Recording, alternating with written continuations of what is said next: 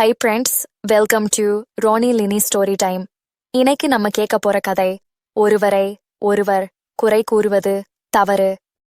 ஓர் ஊரில் 2 நண்பர்கள் இருந்தனர். ஒருவர் சலவை தொழிலாளி, அவர் அரண்மனையில் அரசனின் ஆடைகளை பராமரித்து வருபவர். இன்னொருவர் மண்பானைகள் செய்யும் குயவர், அவரும் அரசனின் அரண்மனையில் அழகூட்டும் கைவினைப் பொருள்கள் செய்பவர். 2 பேருமே அரசரிடம் நீண்ட காலம் வேலை பார்த்து வருகின்றனர். அதனால் அரசருக்கு அவர்களை நன்றாகத் தெரியும். அவர்கள் நண்பர்களாக இருந்தாலும் கூட தங்கள் குறைகளை தாங்களே தீர்த்துக் கொள்ளாமல் அரசரிடம் ஒருவர் பற்றி ஒருவர் குறை கூறிக்கொண்டிருந்தனர். ஒருநாள் வழக்கம் போல் 2 பேருக்கும் இடையே சண்டை ஏற்பட்டது. இருவரும் அரசரை தனிமையில் தனித்தனியே சந்தித்து ஒருவரை பற்றி ஒருவர் குறை கூறி கடுமையான தண்டனை கொடுக்க கூறினர். மண்பானை செய்யும் குயவர் சலவை தொழிலாளியை அரசரிடம் வசமாக சிக்க வைக்க வேண்டும் என்று எண்ணி அரசரை பார்த்து, அரசே, நமது பட்டத்து யானை கருப்பாக இருக்கிறது. யானையை சலவை தொழிலாளியிடம் கொடுத்து வெளுக்க செய்ய சொல்லுங்கள் என்றார். அரசர் எதை பற்றியும் சிந்திக்காமல் சரி என்றார்.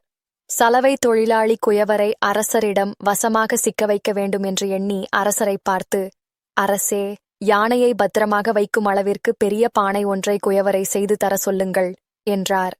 அரசரும் சரி என்றார். நல்ல நண்பர்கள் ஒவ்வொருவரை பற்றி ஒருவர் குறை கூறுவது தவறு என அரசர் எண்ணினார்.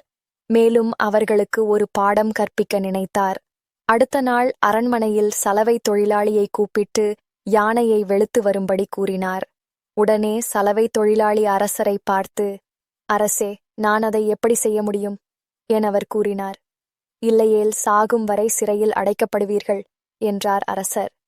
பின்னர் அரசர் குயவரை கூப்பிட்டு, யானையை பத்திரமாக வைக்க பெரிய பானையை செய்து கொடு என்று ஆணையிட்டார். குயவர் திரு திரு என விழித்தார்.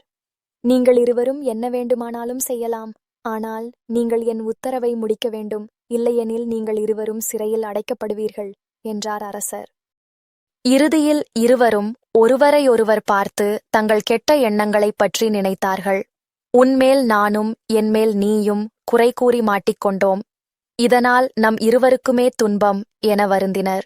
இவர்களைப் போல் இல்லாமல் நம் தவறுகளை நாமே திருத்திக் கொள்வோம்.